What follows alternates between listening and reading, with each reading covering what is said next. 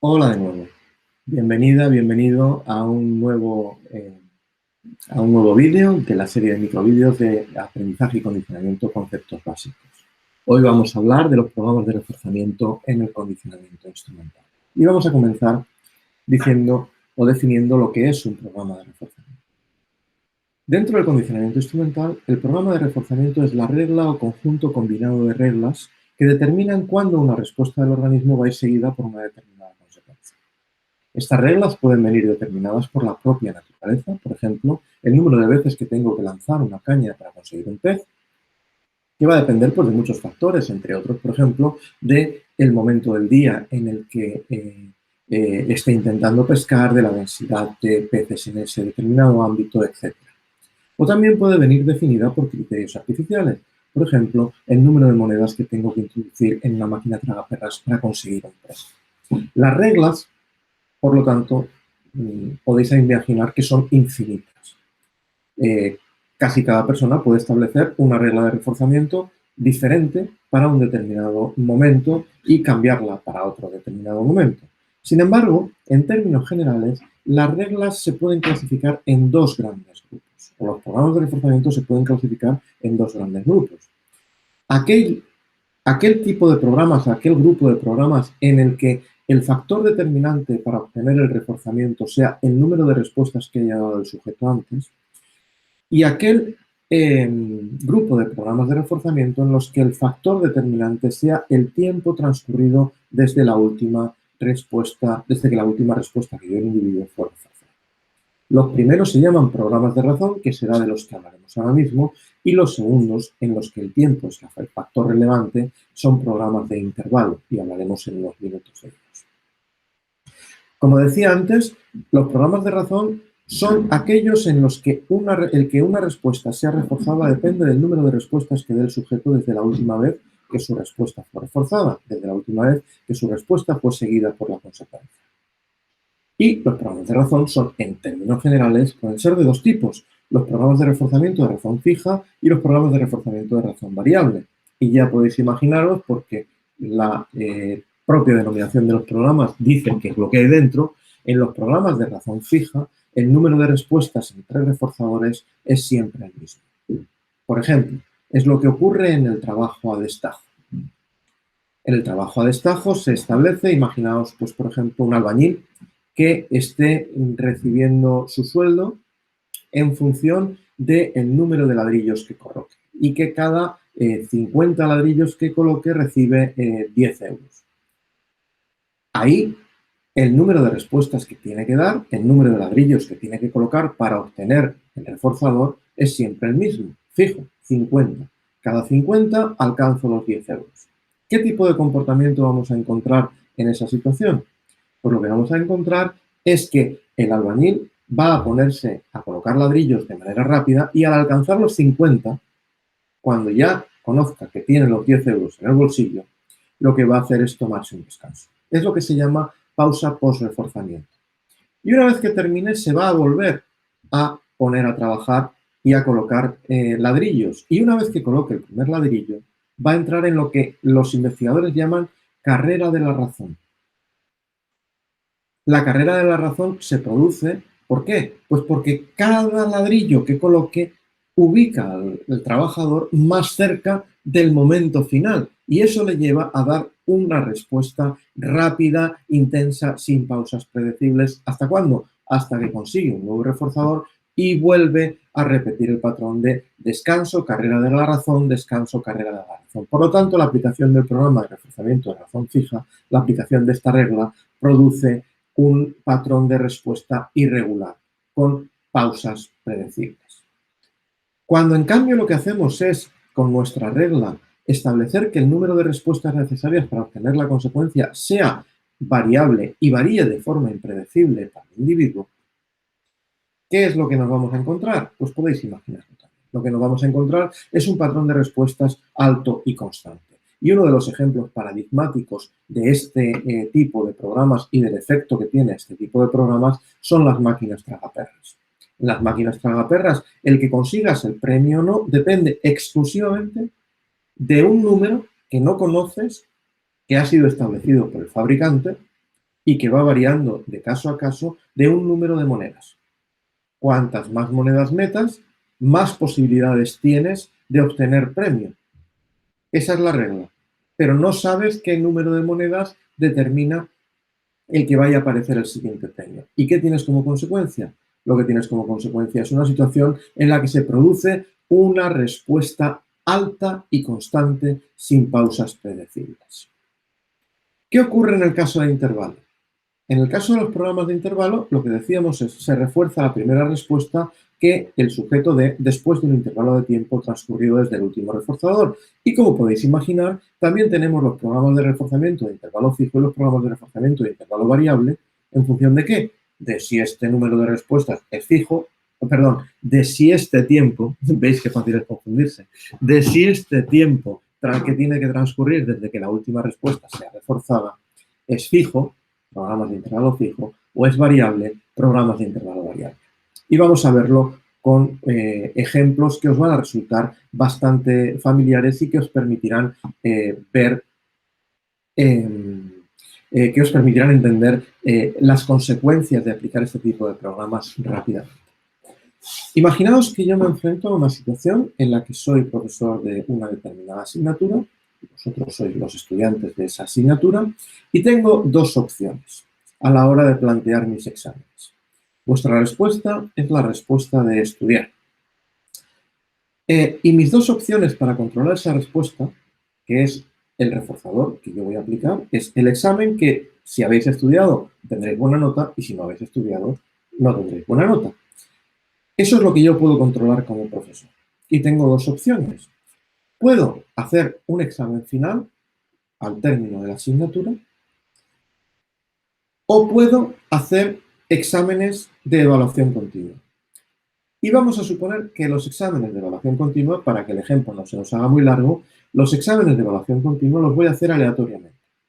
No tenéis ninguna posibilidad de saber en qué momento yo voy a llegar a clase y os voy a poner un examen de control que después voy a evaluar.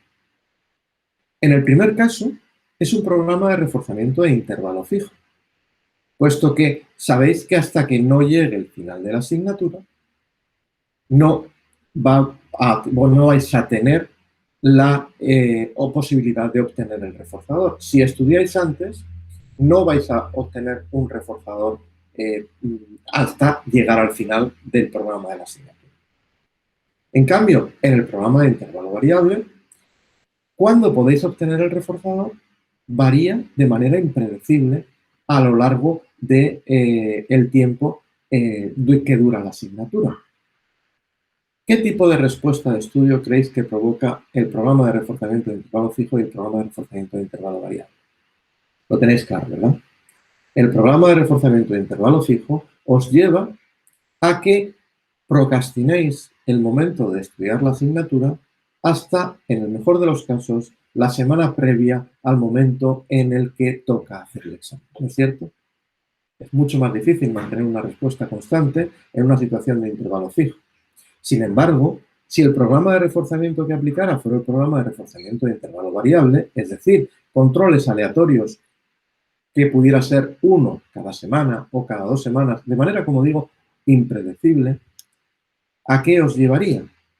Si queréis obtener el reforzador de la buena nota, os llevaría a dar la respuesta de manera constante, sin pausas predecibles. Pues eso es lo que ocurre con los programas de reforzamiento. Dentro de los programas de intervalo, ya os digo que puede haber 1000 o millones, pero os voy a poner delante los que son más comunes. Hay otro tipo de programas en los que, en lugar de reforzar el número de respuestas o que el sujeto dé una determinada respuesta en un determinado momento, lo que se refuerza es la tasa de respuestas, esto es, la cadencia de las respuestas, el número de respuestas que el sujeto dé por minuto, dicho de otra manera. Y aquí tenemos dos tipos de programas de reforzamiento. El programa de reforzamiento diferencial de tasa baja, en el que el intervalo entre respuestas del sujeto tiene que superar un determinado criterio para obtener el reforzamiento. Imaginaos que estén tratando de reducir mi consumo diario de tabaco y me aplique un programa de reforzamiento diferencial de tasa baja en el que me dé un premio, me dé una copa de coñac al final del día, solo si he mantenido el consumo de tabaco por debajo de un determinado umbral, que puede ser, imaginaos, un cigarrillo cada 2 horas. Si fumo más de un cigarrillo cada 2 horas, no obtengo el reforzamiento. Y eso me lleva a, para conseguir mi copita de coñac al final del día, como reconocimiento a mi labor, que tenga que mantener una tasa de respuesta baja. Es un programa de reforzamiento diferencial de tasa baja.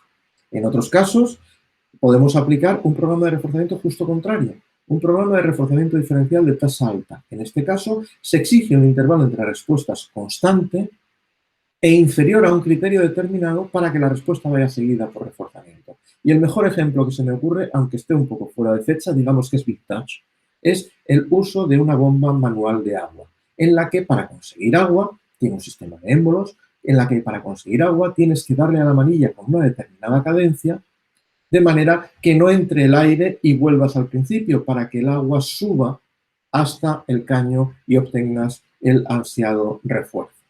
Si no lo das con la cadencia establecida por el fabricante y por las condiciones físicas de la bomba, lo que te vas a encontrar es que por muchas respuestas que des, no vas a conseguir el reforzamiento.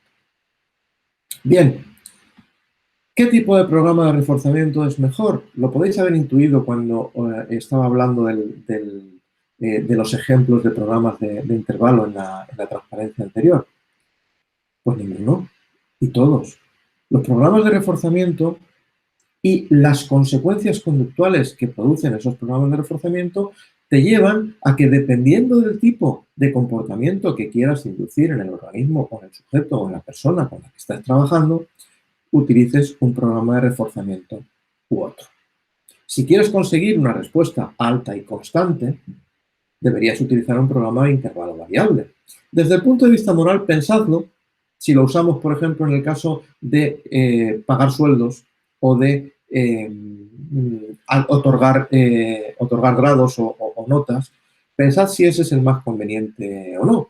Pero desde luego, desde el punto de vista técnico, desde el punto de vista de cómo conseguir la máxima respuesta, ese es el programa que te permite conseguir la máxima respuesta y de manera además sin pausas predecibles. Como digo, en definitiva, lo que tenéis aquí son herramientas que os permiten controlar la conducta de los individuos, y el cómo utilicéis esas herramientas depende de criterios éticos siempre, por supuesto, y también de lo que queráis conseguir con ellas, de dónde las vayáis a aplicar. Y eso yo, como podéis imaginaros, no os lo puedo decir en este momento porque no sé dónde las vais a aplicar ni para qué lo vais a necesitar. Muchas veces, de hecho diría que en el ambiente natural, la mayoría de las ocasiones, los programas de reforzamiento no funcionan de manera simple. Os he hablado, para que lo entendáis, de manera simple, separando los programas. Pero nos encontramos con que en muchos casos, para conseguir el reforzador hay que realizar una serie de conductas determinadas, distintas, y cada una va seguida por programas de reforzamiento diferentes. Por ejemplo, para montar un ventilador, según las instrucciones del fabricante, primero tienes que colocar una serie de tornillos, después tienes que colocar las aspas una a una, después tienes que colocar una serie de placas, en cada una tienes que dar una serie de respuestas y solo consigues el reforzador si sigues todos los pasos en el orden más o menos correcto hasta que finalmente consigues el ventilador montado en el techo. Y le das al mando a distancia y en ese momento el ventilador funciona y ahí tienes el reforzador. Bueno, pues estos se llaman programas de reforzamiento encadenados y son simplemente una sucesión de programas de reforzamiento simple que el sujeto tiene que completar para obtener el reforzamiento al final. Como veis, he dado la definición después de dar el ejemplo. Finalmente, vamos a hablar muy brevemente de los programas de reforzamiento concurrentes. Y es que eso es como hablar de todos los programas de reforzamiento. Los programas de reforzamiento concurrentes son aquellos que se le ofrecen al mismo tiempo al organismo, dándole la oportunidad de responder en una alternativa de respuesta u otra. Y sin entrar en muchas complicaciones, si ahora mismo estáis viendo este vídeo, que si no, no me estaríais escuchando y entonces no tiene ningún sentido el ejemplo que voy a poner, si ahora mismo estáis viendo este vídeo, es porque habéis escogido, de entre todas las alternativas de respuesta que teníais, habéis escogido esta. Pero sin cambiar de dispositivo, podríais estar viendo otro canal de YouTube o podríais estar, yo qué sé, haciendo cualquier otra cosa, viendo una serie, jugando al fútbol, cosiendo, dando botes, bailando. Todo el panorama de posibilidades de alternativas de respuesta que se nos ofrecen en cualquier momento de nuestra vida. Estamos sometidos permanentemente a programas de reforzamiento concurrentes. ¿Y qué permiten los programas de reforzamiento concurrentes? Pues el estudio de la conducta de elección y de los factores que determinan que elijamos realizar una cosa u otra. Estos factores vienen determinados o son, en general, la naturaleza del reforzador. La naturaleza del reforzador nos referimos a la importancia que le das al reforzador que te proporciona una determinada alternativa u otra y que puede variar en un determinado momento. Hoy puede ser muy importante el ver este vídeo y en otro momento este vídeo es completamente prescindible y es mucho más interesante estar un rato riéndote en TikTok. Otro factor que determina la conducta de elección es la dificultad de las respuestas que conducen a un reforzador, a obtener un reforzador. Para obtener estos conceptos tienes varias opciones. Puedes irte a un libro, puedes ver este vídeo, puedes bajar a clase y escucharme cuando esté dando esta lección en la clase, y cada una de las respuestas tiene un coste para ti. Y eso va a determinar, combinado con el resto de elementos, si escoges ver este vídeo en este determinado momento y no bajar a clase. O cualquiera otra de las opciones que te permitirían alcanzar este conocimiento. Y otro factor que determina en la conducta de elección es la facilidad que tengas en pasar de una respuesta a otra. Si ahora mismo estás viendo este vídeo y al mismo tiempo yo estoy en clase y tú estás en la clase de al lado, pues el cambio de una respuesta a otra es muy fácil. Y entonces, aunque puedes haber elegido empezar viendo este vídeo, puedes después cambiar y decir, mira, me voy a la clase porque en la clase tengo un reforzador que es mejor. Ahora bien, si ya estás en tu casa y yo estoy en la universidad, el cambio de una respuesta a otra es difícil y una vez que hayas escogido una respuesta va a ser difícil, un tipo de alternativa va a ser difícil que cambies a la otra.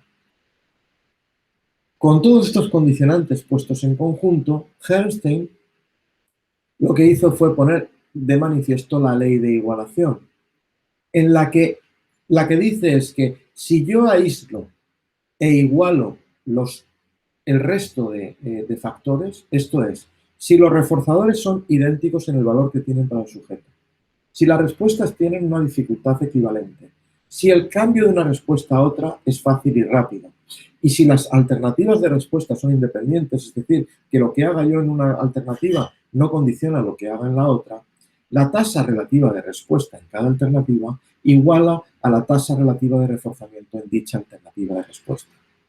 Conocer esta ley nos permite estudiar la conducta de elección y los factores que la determinan, porque si no se produce igualación, quiere decir, o sea, si la tasa relativa de respuesta no iguala a la tasa relativa de reforzamiento, quiere decir que algún otro de los elementos ha fallado, que o bien los reforzadores pensábamos que eran idénticos, pero no lo son para el sujeto, que las respuestas no tienen dificultad equivalente, aunque nosotros pensábamos que sí, o que el cambio de una respuesta a otra es más difícil y más lento de lo que habíamos anticipado.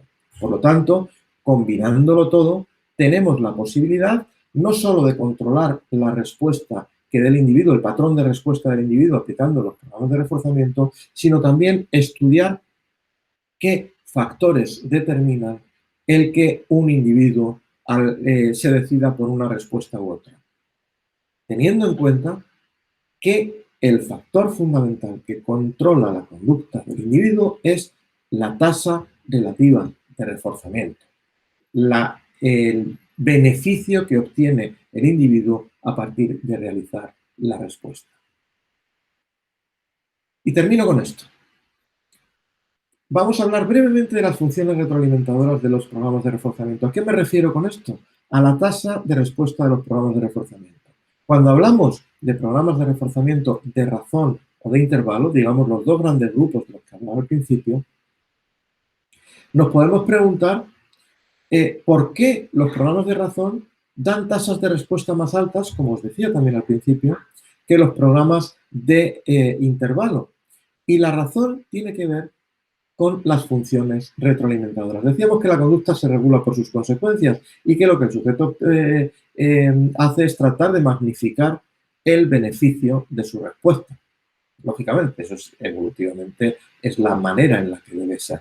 Bueno, pues fijaos, cuando ponemos en relación la función retroalimentadora de los programas y ponemos en relación los reforzadores, el número de premios que obtiene por minuto, con el número de respuestas que da por minuto, si lo aplicamos a los programas de reforzamiento de intervalo, nos encontramos que una vez que alcanza el número de reforzadores máximo que tiene por minuto, esto es 2 en el caso de IV30, 1 en el caso de IV60 y 0,5, la mitad, 1 cada 2 minutos en el caso de IV20, este es el máximo que puede alcanzar, pues el número de respuestas por minuto que va a dar el sujeto no le proporciona ningún beneficio en el número de reforzadores. Una vez que da el número de respuestas suficientes para conseguir un reforzador por minuto, o 2 reforzadores por minuto, o un reforzador cada 2 minutos, dar más respuestas no tiene ninguna ventaja, tal y como vemos en esta gráfica. El máximo de respuestas por minuto que vamos a conseguir en IV30, perdón, es 2. Y no importa si da 50 respuestas por minuto, 100, 150 o 200. O 2 millones. En cambio, ¿qué ocurre en los programas de razón? En los programas de razón hay una relación directa entre el número de respuestas y el número de reforzadores por minuto. Si el programa de razón es un programa de baja exigencia, la relación te va a permitir conseguir muchos reforzadores en pocos minutos, a partir de las respuestas. O sea, conseguir muchos reforzadores por minuto con pocas respuestas. Si el programa es más exigente, vas a conseguir menos reforzadores por minuto o menos reforzadores por respuesta, que sería el modo más apropiado de decirlo. Pero lo que sí está claro es que cuantas más respuestas des por minuto, más reforzadores obtienes, independientemente del tipo de programa que tengas. Siempre tienes una línea recta. Por lo tanto, en los programas de razón, a mayor respuesta, mayor número de reforzadores. En los programas de intervalo, a mayor respuesta, mayor número de reforzadores hasta el punto en el que alcanzas el máximo de reforzadores posibles. Y a partir de ahí, aumentar el número de respuestas no tiene ningún beneficio. ¿Qué es lo que hace cualquier organismo, animal o humano? Pues que cuando le aplicas un programa de razón, el número de respuestas que da es lógicamente mal. Perdón, cuando le aplicas un programa de intervalo, da un número de respuestas mucho más bajo que cuando le aplicas el programa de razón. Esta es la manera de explicar, desde el punto de vista conductual y funcional, por qué en los programas de razón el número de respuestas que da el sujeto es más alto que en los programas de intervalo. Y con esto termino. Confío en que este microvídeo, como todos los demás, te haya resultado útil y, si tú quieres, nos vemos en la próxima. Muchas gracias por tu atención y hasta la próxima.